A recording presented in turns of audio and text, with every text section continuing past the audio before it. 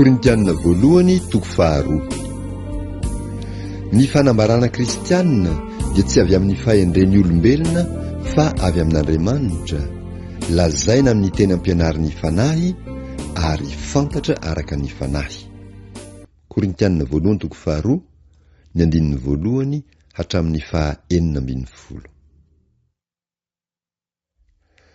Ary zaho koa rahalahy, raha tonga tany aminareo dia tsy tonga tamin'ny teny sy fahendrena marevaka, raha nitory taminareo ny zava-miafina izay an'Andriamanitra. Fa ninia tsy hahafantatra zavatra hafa teo aminareo aho, afa-tsy Jesosy Kristy, indrindra fa izy voaomby tamin'ny hazo fijaliana.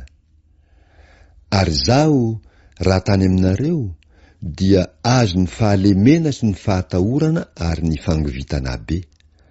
Ary ny teniko sy ny toriteniko dia tsy tamin'ny teny fahendrena mahataona, fa tamin'ny fanehoan'ny fanahy sy ny hery, mba tsy hiorena ny finoanareo amin'ny fahendren'ny olona, fa amin'ny herin'Andriamanitra ihany.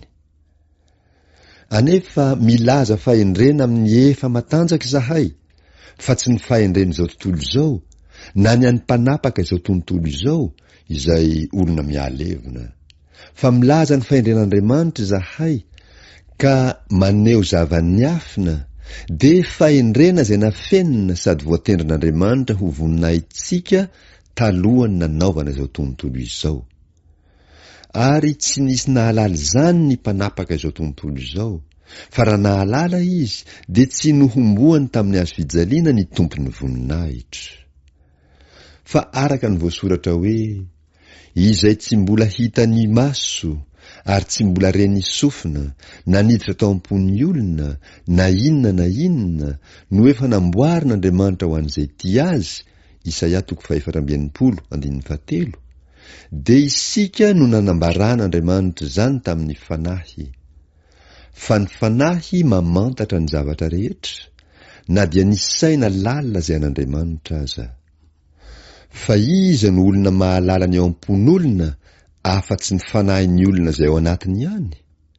Ary toy izany koa, tsy misy mahalala ny ao am-pon'Andriamanitra, afa-tsy ny fanahin'Andriamanitra ihany.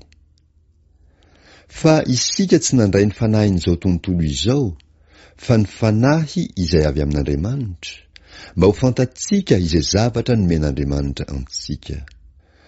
Izany koa no lazainay, tsy amin'ny teny ampianarin'ny fahendren'olona, fa amin'ny teny ampianarin'ny fanahy, raha milaza zava-panahy amin'izay olona araka ny fanahy izahay.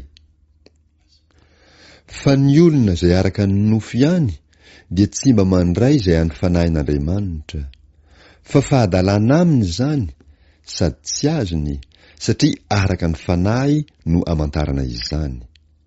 Fa ny olona araka ny fanahy kosa dia mahafantatra ny zavatra rehetra, kanefa izy tsy fantarin'olona.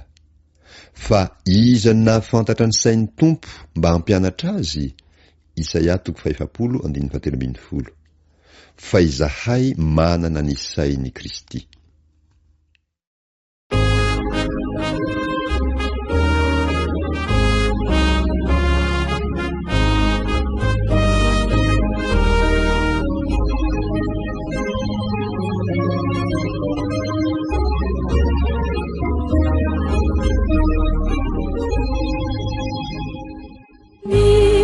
Masina no me derão, ila ijai ni fiada nanau, fahatisau no me fatsarani, tenu vuai ni tinani chan, eu tu putsu sarubediu, no itahini ansikia izau, Sanjato quasi nimira, ao minifu falirá vutugu.